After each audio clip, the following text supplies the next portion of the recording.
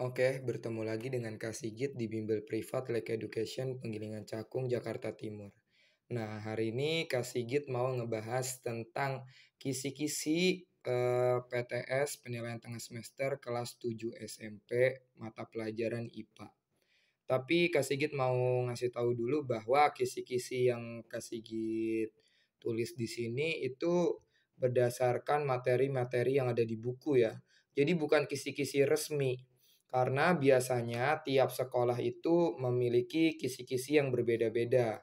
Karena tiap sekolah kan gurunya beda-beda dan guru-guru di sekolah itu tahu sampai mana materi pelajaran IPA di sekolah masing-masing.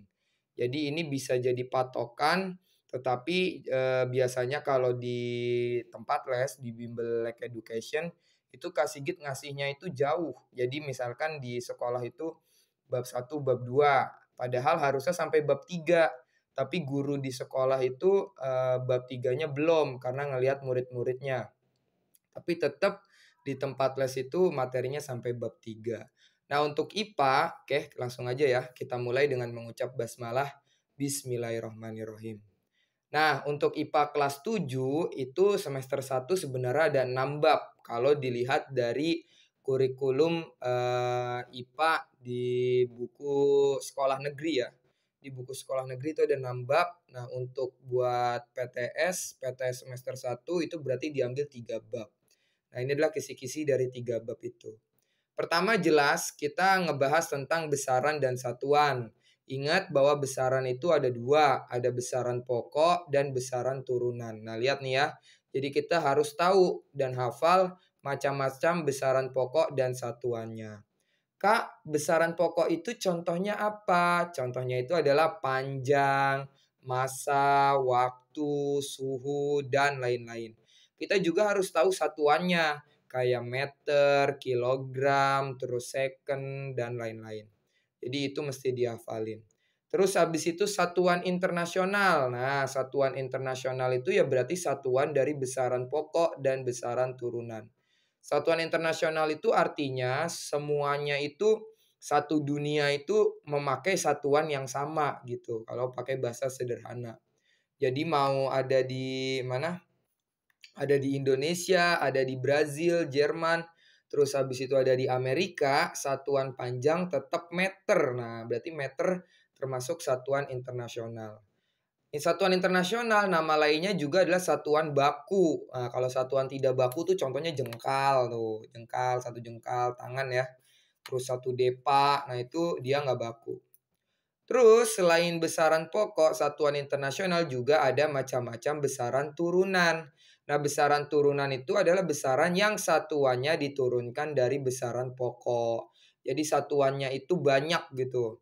Misalkan kecepatan. Kecepatan kan satuannya meter per second. Berarti gabungan antara meter sama meter itu kan panjang. Sama second. Second itu waktu. Nah, terus kisi-kisi berikutnya, cara mengukur menggunakan neraca 3 lengan, mikrometer sekrup, dan jangka sorong. Nah, ini kita mesti tahu ya. Neraca 3 lengan, neraca itu adalah alat untuk mengukur berat. Kemudian atau massa ya. Jadi kalau neraca itu sebenarnya nggak cuma satu ini, neraca 3 lengan. Tapi ada neraca 1 lengan, neraca 2 lengan, dan neraca 3 lengan. Sebenarnya gampang cara ngitungnya, tinggal ditambahin aja semuanya, kayak gitu. Nah, kalau mikrometer sekrup, maka kita harus lihat skala utama sama skala noniusnya. Kita samain garis antara skala utama sama skala noniusnya. Mikrometer itu garisnya ke bawah. Tapi kalau jangka sorong itu garisnya ke samping, kayak gitu. Ya. Terus habis itu cara mengukur waktu. Ingat waktu itu diukur pakai stopwatch ya, pakai jam biasa bisa, tapi di soal-soal biasanya juga pakai stopwatch. Ingat satuan waktu itu second, jangan lupa perpindahan jumlahnya ya. Kayak misalkan 1 jam itu berapa menit, 1 jam 60 menit, 1 menit 60 detik, 1 jam 3600 detik, itu nggak boleh lupa. Terus cara mengukur suhu. Nah, suhu itu ada apa? Ada 4 satuan suhu ya. Suhu itu ada 4 satuan. Ada Celcius, C, ada Reaumur, ada Kelvin, ada Fahrenheit. Nah, mengukur suhu itu memakai perbandingan. Nah, kapan-kapan nanti kalau ada soal kasih Git bahas ya, kalau masih sempet waktunya. Jadi, beberapa sekolah kan tanggal 19 ya. Ya semoga aja, sempet waktunya kalau misalkan ada soalnya ya. Terus cara mengukur volume suatu benda. Nah, ini macam-macam, beda-beda. Nah, kadang kalau di sekolah itu munculnya adalah suatu benda yang bentuknya nggak beraturan. Nah, biasanya ngukur volumenya itu pakai hukum Archimedes. Jadi, bendanya itu dimasukin ke dalam, gelas kaca gitu, gelas ukur, kemudian nanti airnya meluap keluar kayak gitu. Nah, air yang keluar itulah volume dari benda tersebut, kayak gitu. Terus ada klasifikasi makhluk hidup. Nah, ini biasanya yang kingdom ya. Terus terakhirnya itu penulisan genus dan spesies. Nah, genus dan spesies ini penulisannya itu menggunakan klasifikasi makhluk hidup. Nah, terus ciri-ciri makhluk hidup. Nah, bernafas, bergerak, membutuhkan makan, peka terhadap rangsang, atau biasa disebut iritabilitas. Urutan takson pada makhluk hidup. Nah, ya yang ada kingdom, divisio, dan lain-lain seterusnya. Terus abis itu, nanti ini bisa kalian cek di buku ya. Jadi ini kan kisi-kisi udah kasih git kasih nih. Nah, nanti kamu catat tuh. Kalian cari di buku. Oh, urutan takson itu contohnya kayak gimana ya? Nah, kamu cari.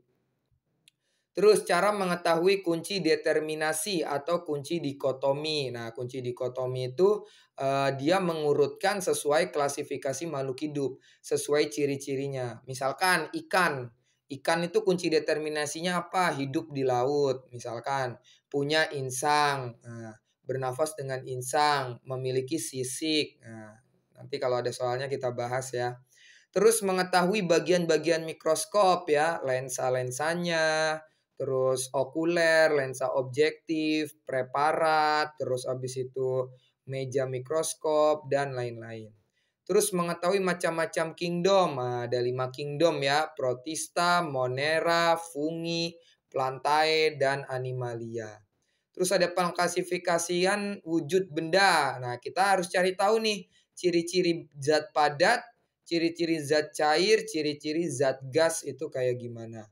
Terus mengetahui tentang unsur dan macam-macam unsur. Nah, unsur itu berarti zat tunggal. Contohnya kayak hidrogen. Nah, jadi hidrogen aja, nggak boleh gabung sama yang lain. Nah, itu disebut unsur. Karena kalau gabung sama yang lain, nah itu disebutnya senyawa. Misal HCl, berarti kan H sama Cl, berarti dia senyawa. Nah, terus ada mengetahui tentang campuran dan perbedaan campuran homogen dan heterogen. Ingat ya, homogen itu artinya sama, sedangkan heterogen itu artinya berbeda. Terus ada juga mengetahui derajat keasaman atau pH, yaitu asam, basa, dan garam.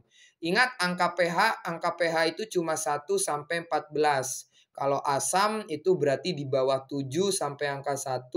Kalau basa di atas 7 sampai 14 ya patokannya. Nah, kalau garam itu adalah 7 atau pembulatan ke angka 7. Nah, itu garam.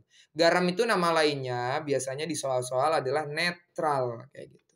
Terus mengetahui ciri-ciri asam, basa, dan garam. Nah, ciri-cirinya apa? Nah, ini mesti kita cari tahu. Misalkan asam ya rasanya asam, basa itu pahit, garam itu berarti rasanya netral atau hambar.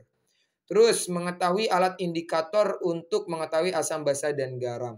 Nah, alat indikator yang biasa muncul di ujian itu biasanya adalah kertas lakmus. Nah, lakmus itu ada dua, ada lakmus merah dan lakmus biru. Nih, kasih kata kunci sedikit ya. Kalau asam huruf belakangnya M, berarti lakmus apapun itu akan berubah menjadi M, merah. Nah, kalau basa huruf depannya B. Jadi lakmus apapun itu kalau ketemu cairan basah maka berubah jadi biru. Nah, kayak gitu ya. Terus mengetahui cara-cara pemisahan campuran. Nah, ini macam-macam ya. Ada filtrasi, kemudian distilasi, dan lain-lain. Terus terakhir mengetahui perubahan kimia, fisika, biologi.